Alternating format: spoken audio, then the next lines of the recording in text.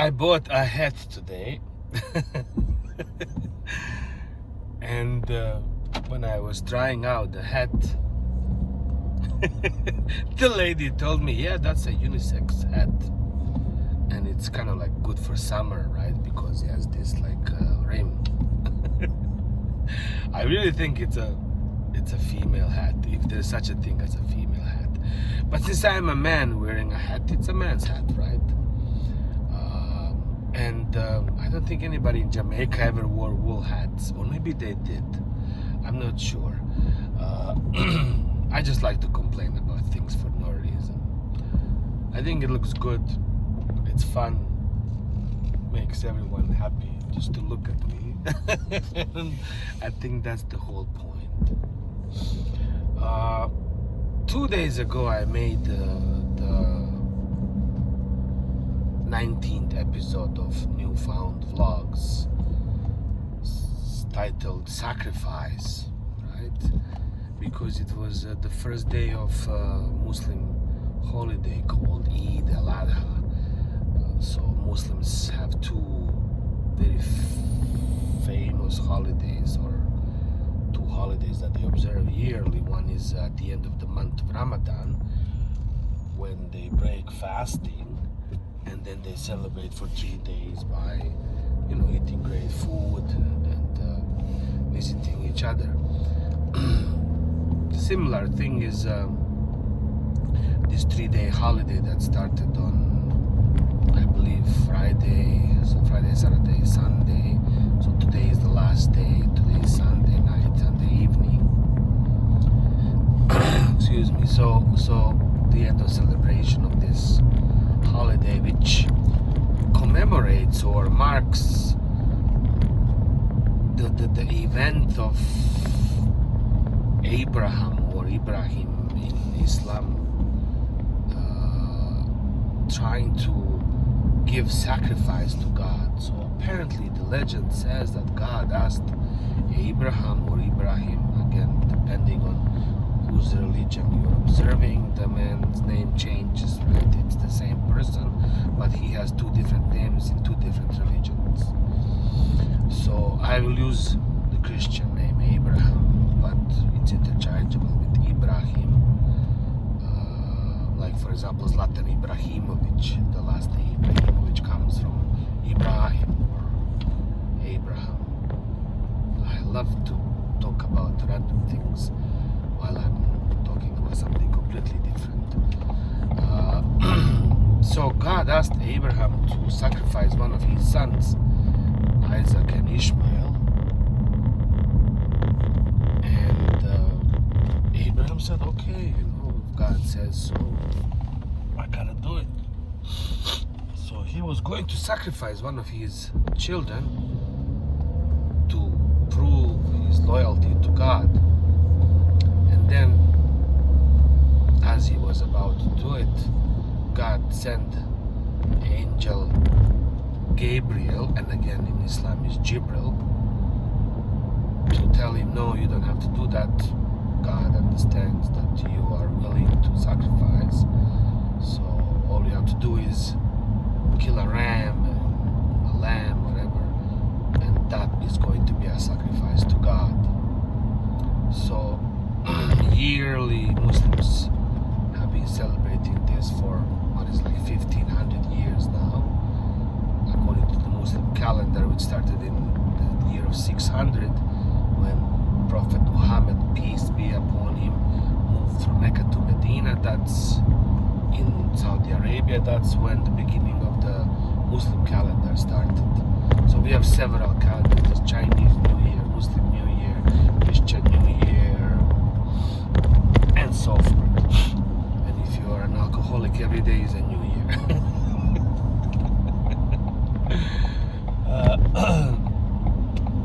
So the idea of that sacrifice is something that is very important to understand, because it is deeply engraved into our own society. We live in this world that is only 1500 or 2000 years old, ever since Prophet Jesus was jazz. Like all our modern theology, modern ideology comes from that particular time. So this is like 2,000 years old, right?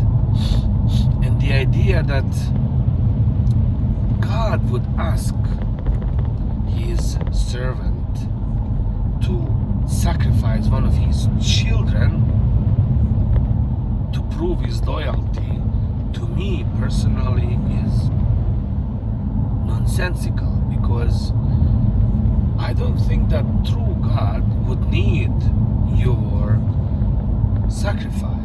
They would not need you to do something as extreme as that. Imagine having two children and you have to choose one, to sacrifice. And I have seen these things happen, in the war, when people had to choose what to do because the enemy was at the door. Back in the day when the Ottomans conquered and ruled, former Yugoslavia or the Balkans or Bosnia and Herzegovina for like 500-600 years, they used to collect children, from families to send them to Turkish army to fight their wars around the world. So what parents would do is they would actually amputate children in order to make them unable to go to war.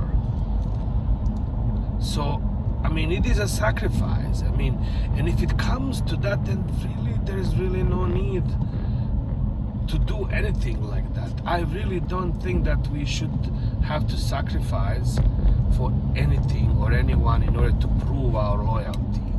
But the idea is deeply engraved. That is the word that I'm trying to use, into our consciousness. So you have to sacrifice yourself, you sacrifice others for the greater good. This is the idea of collateral damage. And I think that it's there, in our sports, in music, you have collective sports where there's one Messi and all the other players are just there to pass the ball to Messi. So you have 11 players on a soccer team, but if you were to ask to name 11 players of an Argentinian soccer team, you would not be able to name one or two, maybe Messi and somebody else. I honestly don't know anybody else. If you were to tell me some names, they would probably ring a bell, but I wouldn't be able to tell you. But I know Messi. Same thing goes with a very popular, rock band. You will know the name of a singer of Nickelback, Chad Kruger, which is a really strange name to me. It sounds like a horror movie actor character. But I have no idea what the bass player's name in Nickelback, or the drummer or something like that. So it goes to show that we always have to kind of work for this team. There's no I in team, they say. But team becomes that one star person. And the idea of competition, the idea of sacrificing everything else for the greater good, which is not a greater good, it's basically the good of individuals. Our society is meant to benefit individuals rather than the collective. Yes, we all think that collective is, because if the individual does well, the collective will do well. But no, we have replaced that idea of God and worshiping God by worshiping these individuals. Because what we do, we collectively worship soccer players, we worship music stars. Everybody worships whatever, Taylor Swift, Kendrick Lamar, but nobody worships the guy who washes the dishes at a local restaurant 7 days a week, or fixes hotel rooms so all our tourists can come here and have a great time. And but in order for us to provide that entertainment, provide that experience, somebody has to cook, somebody has to clean, somebody has to prepare compare all these things, and all these people are in the shadows. They are not there because you only see the star person of the show. So people who visit, let's say, Newfoundland or Paris or something like that, they come out of Paris not remembering like maybe 2 or 3 people. Oh, I met maybe a bartender or somebody like that at a certain place that sort of stands up in your mind, but other than that you don't remember anybody. You have no idea how many people took care of your hotel, took care of your restaurants, your food, you know, the bus drivers, the blah blah blah, all that stuff. So that's the idea of sacrifice. So we have no problem sacrificing others. Abraham was, okay, I'm gonna have to sacrifice one of my children. Cool. The rich sacrifice poor. That's it. You know, in order for somebody to create more money, he's going to sacrifice somebody's back, somebody's feet. Simple idea. In order for me to, let's say, do some kind of work, I have to stand on my feet for 12 hours a day. You know, whatever. I'm a doorman at the local club, or I am a delivery driver. So I'm investing my strength, my every ounce of energy to make that basic income. And with that basic income, you know, I'm able to somewhat support myself if I'm lucky. These days, even finding a job is like winning a lottery. People have to pay money to get work. You know, in words of my friend Rambo Amadeus, who is a Montenegrin rock star, super, ultra, mega rock star. That's what he proclaimed himself. The time will come where we'll have to pay to play, just for somebody to listen to us, right? Because we've completely switched things around. You know, art is no longer seen as something that is very important, very essential.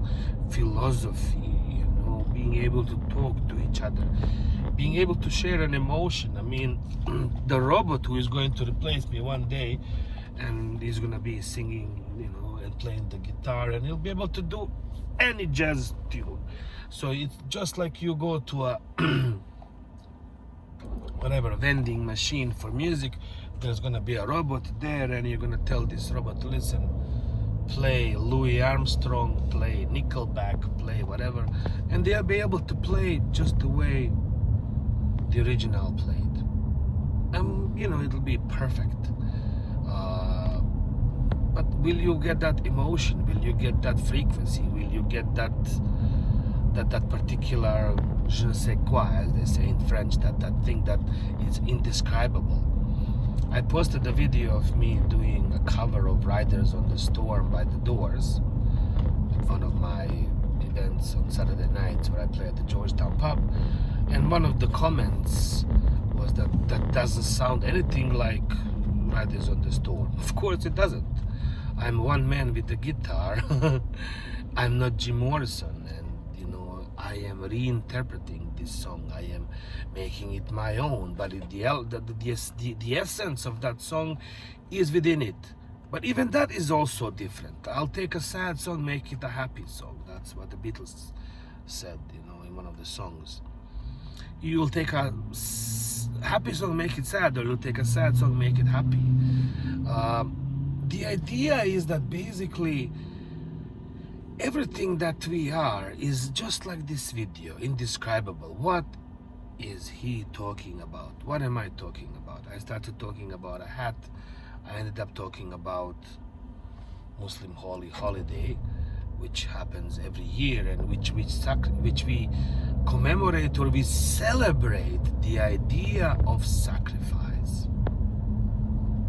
That God would ask his servant, again, that's the word, and I have no problem being a servant because that's the reality, right? Everybody has a boss, and we need bosses. Do we? I have have some other ideas about that as well. Maybe we have it all wrong. Maybe God that we think is God is actually the devil, and the devil could be God. The devil asks for your soul, but God asks for the soul of others. Again, I am not competent enough to speak about the devil or God, because I have my own insecurities, my own issues, my own personal feelings about these things, and that's cool, you know. But one thing we have to ask ourselves: who are you willing to sacrifice for your own benefit, for your own goods, right? If you are willing to sacrifice somebody else for your own benefit, then there's something wrong with the system. I've talked about this a million times. You know, at the beginning of a war, when a soldier is given a gun, so there's only one person he has to shoot in order to stop the war, and that's himself. The moment you take that gun and you point it at somebody else is the moment you decide that somebody's life is less worth than your own, which means that you're a selfish prick. And that's understandable, because, you know, you would rather live, you know, than have somebody else live. Nobody really wants to die. Everybody wants to live. Or do they? The thing is, when we understand that we are all one soul in different bodies, and that we are all one, then it becomes a little bit more complicated. So really, the only sacrifice you are allowed to make, and you should be making, is the one that is your own. So the idea, again, I will use Islam, of jihad or the holy war is not the war against others, but the war against yourself. So the only person you have to fight is yourself. So don't eat pork, exercise, don't have impure thoughts, don't attack. You know, the 10 commandments, the same goes in Christianity. Don't do this, don't do that, right? Don't kill others. Seriously, like, you know. So that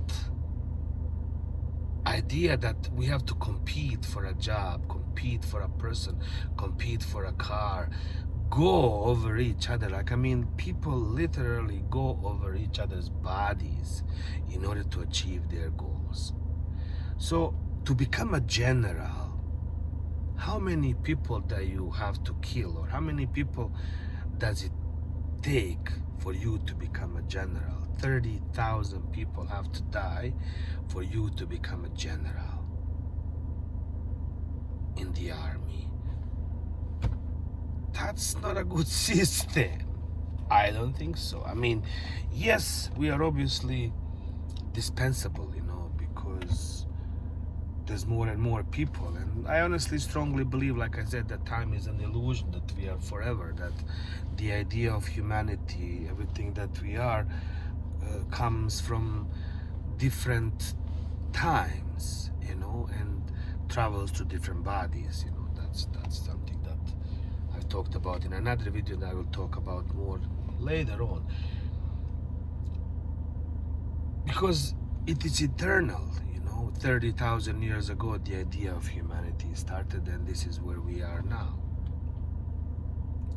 So essentially we are an idea that goes through different generations and whatnot, because we don't know where we're going. So it's one step at a time. Everything is changing, and we are changing with it. But I don't think that this sacrifice is necessary, or is it? Are we allowed to sacrifice others for our own goals? I don't think so. In the albums that I'm releasing, the music that I'm releasing, I'm talking about the idea of the victim, the villain, and the witness. And we are all these three things. those three things into one. And in order for us to truly experience the humanity, you have to go through all these three stages. So yeah, sacrifice. Who are you willing to sacrifice for your own benefit? I hope it's just yourself, no one else. See you in the next video. I'll keep the hat. Thank you.